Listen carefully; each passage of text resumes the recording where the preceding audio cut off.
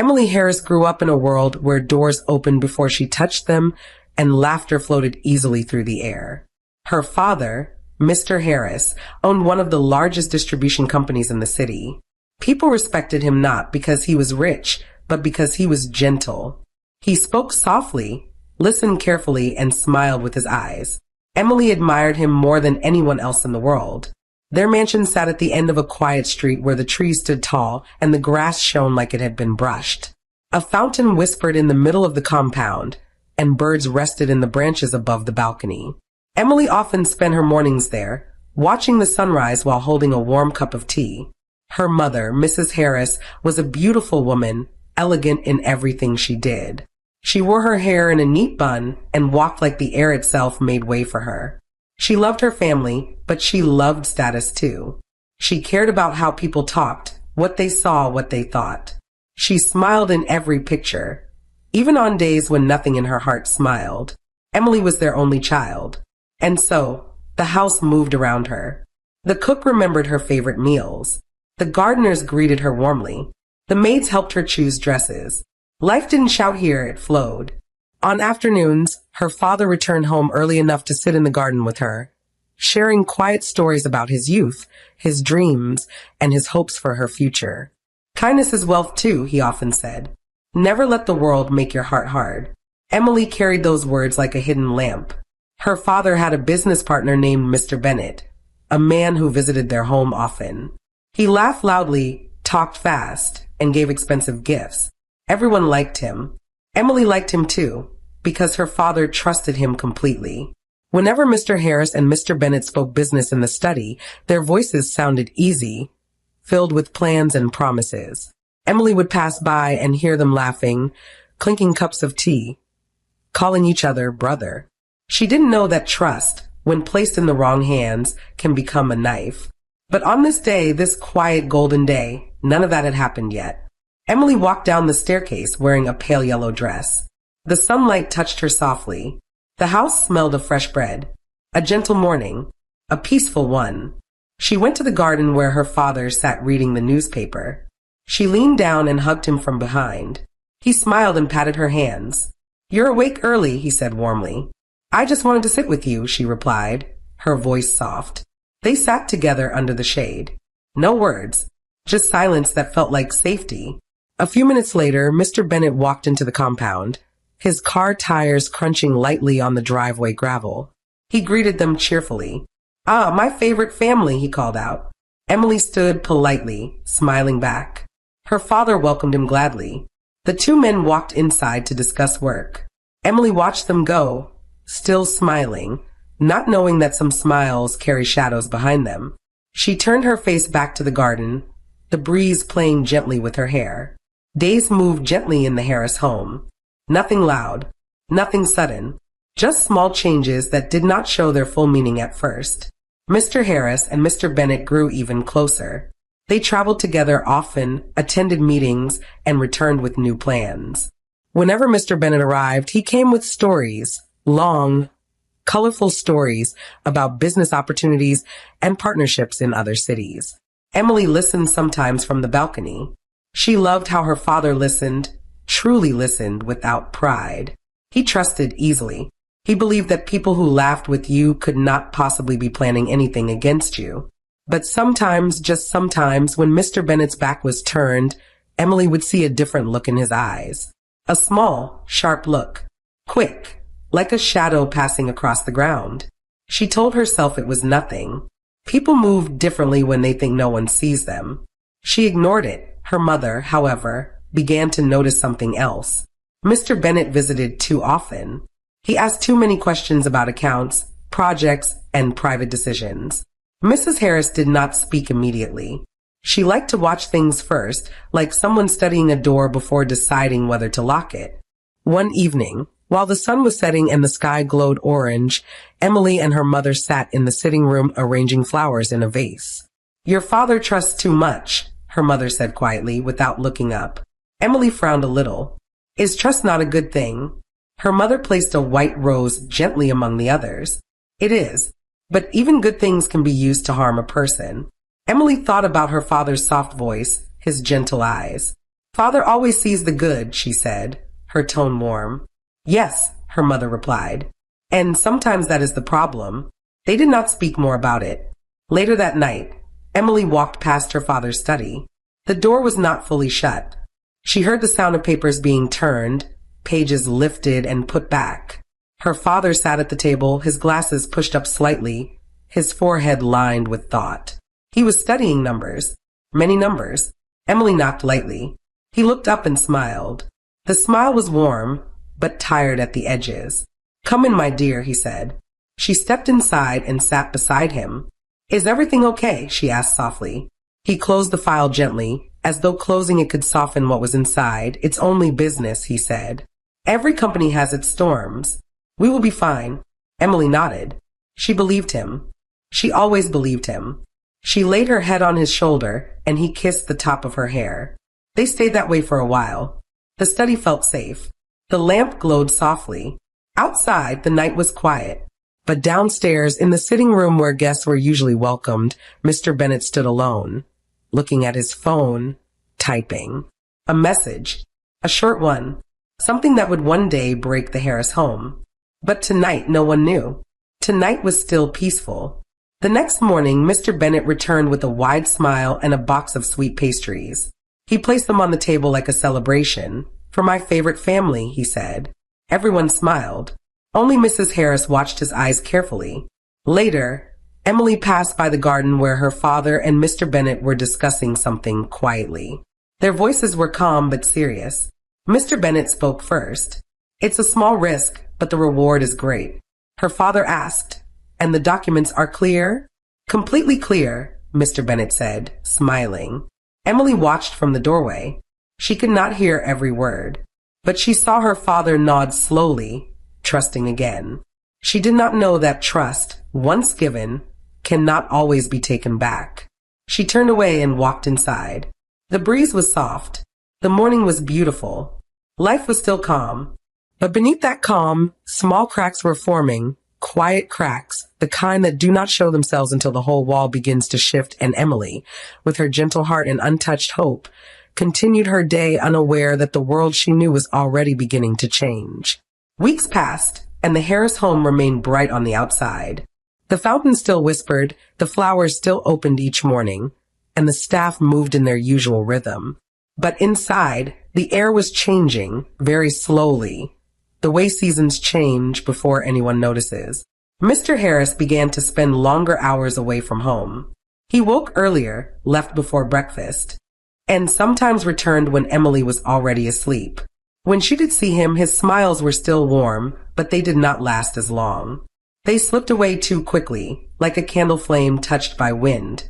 Emily tried not to worry. She told herself that business sometimes became heavy. She told herself this was normal. Yet, there were nights when she stood at her bedroom window, looking out at the quiet garden, whispering, "Father, please be okay." Her mother watched everything in silence. She no longer questioned. She only observed, quietly, with eyes that saw deeper than words could reach. One afternoon, Emily went to her father's office after school. The building was tall and glass-walled, glowing in the sunlight. She greeted the receptionist, who used to smile brightly when they saw her. Today, their smiles were thinner, polite but not warm. She noticed it but said nothing. She walked to the conference hallway and stopped when she heard voices inside a room. The door was partly open. It was her father and Mr. Bennet. No laughter today. She did not mean to listen, but the tone held her still. Mr. Bennet's voice was low, steady. "Just a temporary issue," he said. "We only need to move some funds. I'll handle the rest. Trust me." Her father didn't answer immediately. Emily could almost feel his hesitation through the door. He finally spoke, softly. "I have always trusted you." Those words sounded heavy. Mr. Bennet exhaled lightly, almost relieved. "Then leave this part to me." Emily stepped back from the door, unsure why her heart felt tight. She walked down the hallway and waited in the lobby until her father came out. He saw her and smiled, but his eyes looked far away. "Are you tired?" she asked gently. He laughed a little, but the sound didn't bloom. "Just thinking too much, my dear." She held his arm as they walked to the car. The evening breeze felt cool, but his hand was warm, almost too warm, like someone holding on to something that might slip away. That night, the dinner table felt different. Her father ate slowly, his mind somewhere else. Her mother watched him carefully, but said nothing. Emily sat between them, the quiet pressing against her skin. After the meal, Mrs. Harris followed her husband to the study. Emily stayed in the sitting room, curling up on the couch. She heard the soft murmur of their voices. Not arguments, just low, careful words. When her mother returned, Emily looked at her silently, asking without asking. Her mother sat beside her. Her voice was calm, slow. Your father is caring more than he is saying. Do not ask him questions. Just stay close to him. Emily nodded. That night, she went to her father's room and found him sitting on the edge of the bed, looking at an old framed picture of him holding her when she was a baby. His face was tired, yes, but also full of love. Emily walked to him and wrapped her arms around him. He held her back, holding her just a little longer than usual. My Emily, he whispered, his voice almost breaking, though he smiled after. You will always have a soft heart. Promise me one thing. She looked up. Anything. No matter where life takes you, do not lose your kindness. Emily nodded, slowly, promising without speaking. He kissed her forehead gently. Then they sat in quiet, the kind of quiet that holds love and worry together in the same breath. The house was still bright, the garden still peaceful, but a shadow had begun to move, slowly, gently, toward their door. The morning stopped feeling light. It did not happen in one day. It came like a slow dimming of the sun. First, suppliers began to call, then the banks, then silent looks between staff who no longer greeted Emily with the same warmth. The fountain in the compound still flowed, but the sound of it felt louder, like the house itself was trying to cover something. Mr. Harris became thinner. His shirts hung differently. He still spoke softly, but his voice no longer had the calm weight it once carried. When Emily greeted him, he hugged her a little too tightly, like someone holding on to the last part of himself that had not been shaken. One afternoon, as Emily came home from town, she found her father sitting alone in the garden. No newspaper, no tea, just his hands clasped together, his eyes fixed on nothing. She walked slowly to him. Daddy, she called gently. He blinked, looked up, and smiled. But the smile was tired, like a door struggling to stay open. You're home, he said softly. Emily sat beside him. They did not speak for a long time. The air smelled of wet soil. Birds fluttered somewhere above them. Finally, she asked quietly, Is it the company? He inhaled slowly. Yes. Her chest tightened, but she stayed calm, the way he always taught her. Can it be fixed? He looked at her, really looked, and in that moment she saw something she had never seen in him before. Fear. I don't know, he whispered. Emily placed her hand over his. His hand trembled slightly, but he did not pull away. That evening, the house felt different. Even the walls seemed to listen. Mrs. Harris walked into the study, where her husband sat surrounded by papers and files. Emily stood near the hallway door without entering. She wasn't trying to eavesdrop. She simply did not know where else to stand. Her mother spoke quietly. You trust Bennett too much. Her father closed his eyes. Pain crossed his face like a shadow. He has handled everything, he said. He knows the accounts, the partnerships, the transfers. I believed we were building something together. Mrs. Harris's voice did not rise. It was steady, almost sad. He has been moving money, hasn't he? Silence. Not loud, not sharp, just the silence that said everything. Emily's heart sank, slowly, like something sinking in deep water. Her mother stepped closer. Tell me you still have control. Her father swallowed hard. I signed a document in trust. He said it was temporary. His voice broke. Mrs. Harris sat down, her hands covering her face. Emily walked away quietly, her chest heavy, her steps slow. She went to her room and sat on the edge of her bed. She pressed her palms together, the way her father used to do when thinking. She whispered to herself, he is strong. Everything will be fine. She said it again, and again, and again. But her voice did not sound like belief. The next morning, their lawyer came. He spoke with careful words, gentle words, soft words, the kind of soft that hurts more than sharp ever could. Documents had been transferred, assets moved, power shifted. Mr. Bennett's name showed up where Mr. Harris's name used to be. Everything was legal. Everything was planned. Everything was gone. Emily sat beside her father in the study. His breathing was slow, too slow. His eyes were open but unfocused, like someone watching the pieces of their life fall through their fingers. Her mother stood near the shelf, holding onto it as though her legs might give way. No one cried. There was no shouting, just stillness, a heavy, heartbreaking stillness. Emily placed her hand on her father's sleeve. "Daddy," she whispered. He looked at her, and in his eyes she saw the quiet breaking of a gentle man. He smiled through the pain. "We still have each other," he said. His voice did not shake, but his heart did. Emily leaned her head against his shoulder, the shoulder that had once carried everything with ease, and she closed her eyes as the house around them began to shift. Life had not fallen in one moment. It had fallen slowly, and now it had landed. The Harrises did not leave the house immediately. Losing a home is not something that happens in one breath. It happens in the small things first. The gardeners stopped coming. The cook left quietly one morning, leaving her uniform folded on the kitchen counter. The driver who had been with the family for years handed over the car keys with eyes that would not meet Mr. Harris's. The fountain still ran, but no one remembered to clean it. Leaves floated on the water.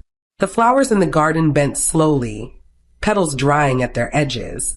The house, once full of movement and warm light, began to feel like a memory. Mr. Harris tried to save what he could. He visited banks, old friends, business partners. He returned home every evening looking smaller, like something inside him was being removed piece by piece. Still, he tried to laugh sometimes. He tried to say all will be well. But the words had no home to settle in. Mrs. Harris became quiet. Not angry, not bitter, just quiet. She spent long hours sitting by the bedroom window, looking outside but not really seeing anything. Her silk scarves remained hung in the wardrobe. Her necklaces stayed inside their boxes. The woman who once cared for appearances had no strength to pretend anymore. Emily stayed close to her father. She made tea for him. She sat next to him when he reviewed papers that no longer mattered.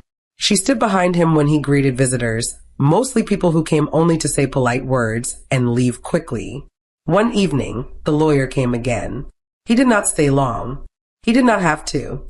They had to leave the house. The bank had taken it. They would move out in 3 days. The words were spoken gently, respectfully, but they landed like something heavy dropped into deep water. No one spoke for a long time after he left. Finally, Mr. Harris nodded to himself, as if accepting the final shape of something that had been collapsing for weeks. He stood and walked to the garden one last time. Emily followed him.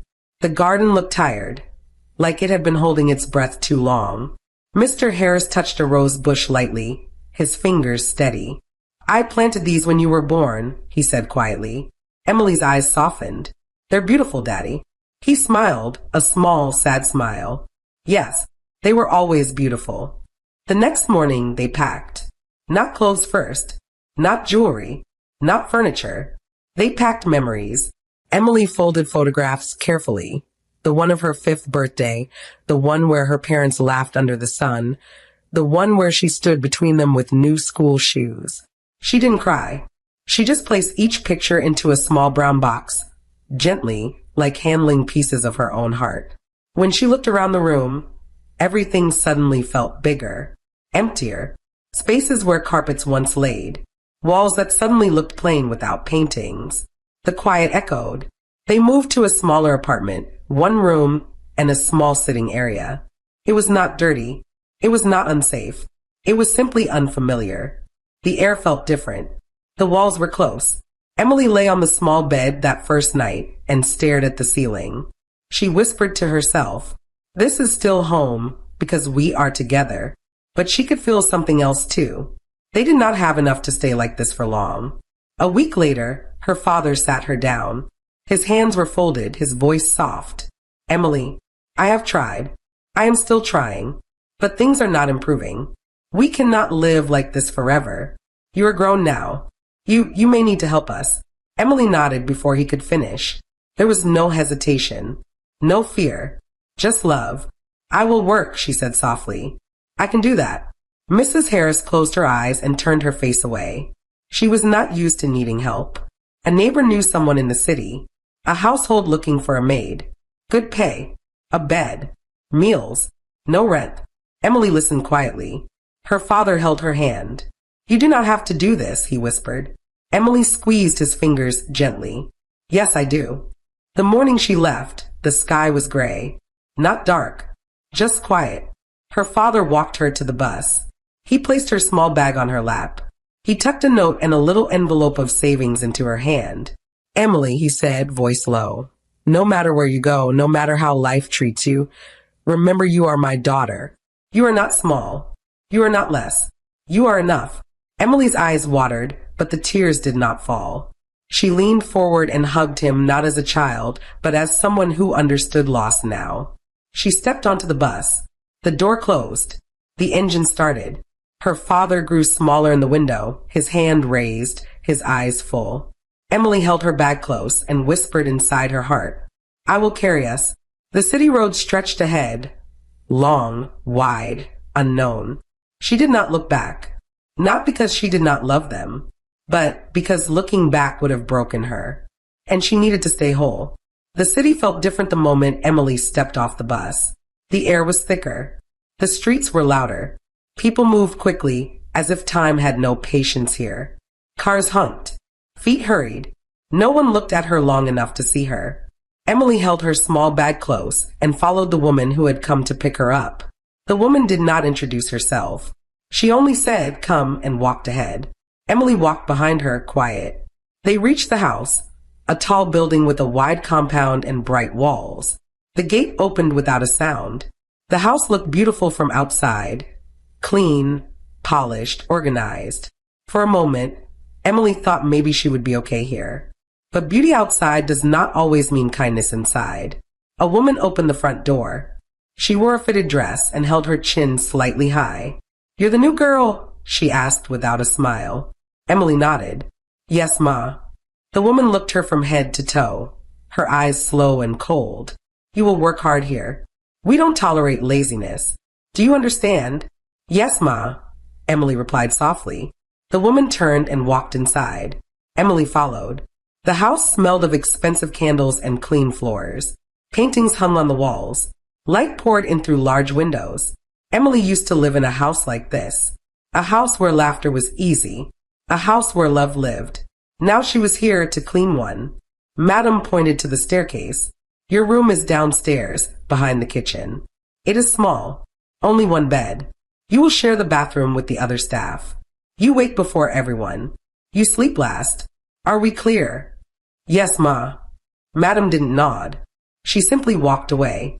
Emily stood still for a moment, letting the new life settle in her bones. The other maids were in the kitchen. One was older, her eyes tired.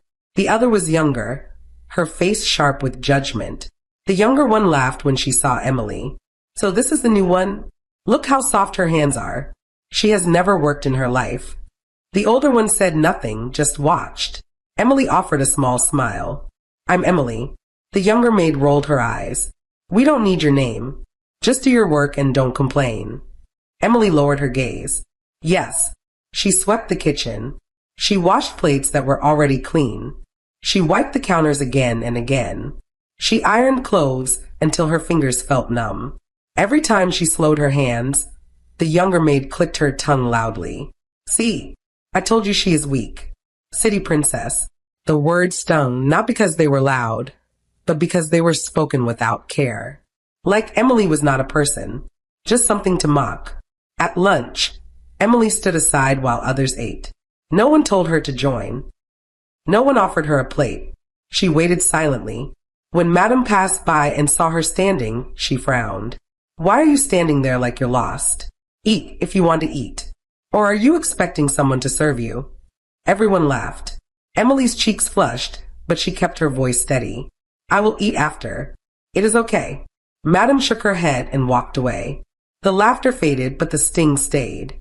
In the late afternoon, while carrying a bucket of water to mop the hallway, the bucket slipped from Emily's hand and water splashed across the floor. The younger maid shouted immediately, "Look at you. Even water is too heavy for you? You think this place is your father's house." The words hit deeper than she expected. They did not know. They could not know. Emily bent down quietly and cleaned the spill. Her hands shook, not from the weight, but from holding her emotions so tightly they had nowhere to go. That evening, when the house grew quiet and the sky outside darkened, Emily slipped to the back doorway. She sat on the small step outside, hugging her knees, looking at the fading light. She did not cry. The tears sat in her chest, not her eyes. She whispered softly, "I am still me. I am still me." She repeated it like a prayer. Behind her, in the dim driveway, the quiet driver was cleaning the car. He lifted his eyes and saw her. Days folded into each other like quiet pages. Emily woke before the first light touched the windows. She swept the hallways, scrubbed bathrooms, washed piles of clothes, ironed shirts that had no wrinkles, and served meals without being seen. Some days were harder than others, not because of the work, but because of the way they looked at her. As if she was less, as if her voice did not matter, as if her presence was only useful when it was silent. The younger maid, her name was Lisa, seemed to enjoy it. Every mistake, every slow moment, every tired sigh. She noticed. "She is too soft," Lisa would say loudly. "She will not last here." Emily did not answer. She saved her strength. Not every battle needs defending. The older maid, Martha, sometimes watched her with quiet eyes. She did not help. She did not comfort. But she did not join in the mocking either. Even silence can be a form of kindness. In the evenings, after the house quieted, Emily would step outside to the small back porch. She sat there not to rest. Rest was a luxury, but to breathe. The sky in the city did not show stars clearly, but she looked anyway. She looked as if memory alone could bring her old sky back. And most evenings she would see him, the driver, moving quietly, wiping the car, checking the tires, closing the gate softly. He never hurried. He never shouted. He carried a calm that did not ask for attention. One evening, Emily was struggling to carry a heavy tray of water jugs from the storage room. The tray tilted. One jug slipped and bounced on the floor, water spraying across the tiles. Lisa's voice cut through the hallway immediately. "What did I say? She is useless. Who drops water?" "Water." Emily bent down at once, gathering the bottles, her hands trembling. Lisa continued loudly, "You see yourself? This is why some people remain nothing." A voice interrupted, low and steady. "That is enough." Lisa stopped.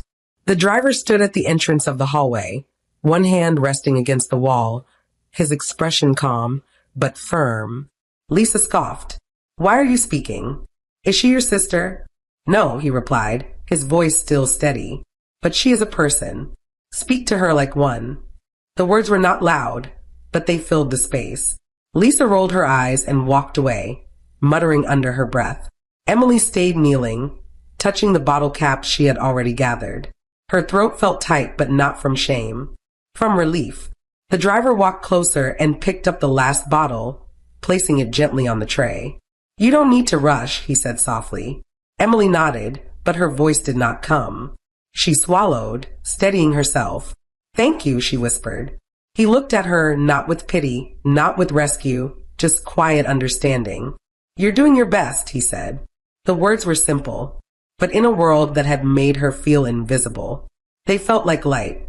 That night, Emily sat on the back porch again, her hands resting on her knees. She didn't cry. She didn't sigh. She just breathed, slowly. The driver passed by, heading toward the gatehouse. He paused when he saw her. "Can I sit?" he asked. Emily nodded. He sat a small distance away, not too close, not too far. Silence settled between them, not heavy, just quiet. After a while, he spoke. "My name is Daniel." Emily looked at him gently. "Emily." He nodded. He already knew. They didn't speak after that. They didn't need to. Sometimes, the heart recognizes kindness before it recognizes anything else. Every day after that, when Emily worked, she could feel his presence somewhere nearby. Not watching her, not protecting her, just existing in the same quiet way she did. Somehow, that was enough to help her breathe. Her suffering had not ended. The mocking had not stopped. Her life had not suddenly transformed. But there was now one corner of the world, just one, where she was not invisible. The days continued. Emily worked. She learned when to speak and when silence was safer. She learned how to move quietly, how to carry weight without showing effort, how to swallow pain without allowing it to reach her eyes. The mocking did not stop. Lisa laughed whenever she could. Madam spoke sharply and expected perfection. Sir Carter barely noticed she existed. But every evening, when the sun softened and the compound grew quieter, Daniel would be somewhere nearby, working silently, watching without intruding, speaking only when words had meaning. They did not talk much. Some bonds do not grow in conversation. Some grow in understanding. One evening, Emily scrubbed the living room floor. The tiles were cold beneath her knees. Lisa sat on the couch, filing her nails, watching her with a small smile. "You should be grateful you are even here," Lisa said suddenly. "People like you belong in the street. Don't forget that." Emily kept her head down. Silence was safer. But inside, her heart remained steady. She knew who she had been. She knew who she still was. Pain did not remove identity. Memory did not disappear simply because life had changed. Yet, the words still bruised something inside her. Emily finished cleaning and walked outside for air. The evening was cool, the sky a deep blue. She sat on the back step, hands clasped together. Her breathing was slow, but her chest felt heavy, as if something inside her had been soaked in sadness for too long. Daniel approached quietly. He did not ask what was wrong. He simply sat beside her, the same distance as always. "You don't deserve how they treat you," he said softly. Emily looked at him, really looked. He wasn't just kind. He was steady, strong in a way that did not need to be shown. "I used to live like them," she whispered, her voice barely a breath. "I had everything. I had home." Daniel did not look surprised. It was as if he already knew. "Life changes," he said, "but your heart is still the same. That matters more than what you lost." Emily closed her eyes, and for the first time since she arrived, tears fell, not fast, not loud, just slow tears that slipped like quiet rain. Daniel did not touch her. He simply let her cry. Sometimes love begins not in romance, but in the place where someone allows your tears to exist. The next morning, the house was louder than usual. Cars lined the driveway. Sir Carter wore a suit. Madam was dressed in fine lace. Guests were expected. The staff cleaned everywhere. Emily moved from room to room, her body tired, but her steps steady. When the guests began to arrive, Emily stood aside like always, invisible. Then a murmur passed through the room. Whispers, soft, surprised voices. Someone important had arrived. Emily did not look up until she heard a voice she recognized. Daniel's voice, but different, strong, clear, authoritative. She looked up. Daniel stood in the center of the sitting room, not in his driver's uniform, but in a tailored suit. Tall, calm, unshaken. Madam and Sir Carter stood before him, stiff, uneasy. Lisa had gone pale. Emily's breath caught. One of the guests spoke softly, almost in awe. "That's him, the owner of the house." Another added, "He owns all the properties in this area, even the company Sir Carter manages." The room shifted, like the air itself had changed direction. Emily stared, unable to move. Daniel's eyes found hers, not with pride, not with triumph, just with the same quiet steadiness he always had. He walked toward her slowly. The room fell silent. When he finally stopped in front of her, he spoke softly, the same voice she knew. Emily. Her name sounded different when spoken here. Not like a servant's name, but like a person's name, like someone who mattered. He continued, "I have watched you carry pain with grace. I have seen your heart. You did not let hardship make you bitter. You did not let cruelty make you cruel." His words were not for the room. They were for her. Madam lowered her head. Lisa's eyes widened in disbelief. Daniel turned to the household. No one who mocks kindness has a place in my home. His voice was gentle but final. Then he looked back at Emily. You are not meant to bow to anyone here. If you will allow me, I would like you to stay. Not as a maid, but as someone I respect. Emily felt her chest swell, not with pride, but with relief, with recognition, with being seen. For a moment, she could not speak. Finally, she whispered, yes, just one small word, but it carried her entire journey. Daniel nodded, his eyes warm, steady. The world did not explode. The room did not cheer. Life simply shifted, softly, naturally, into something new.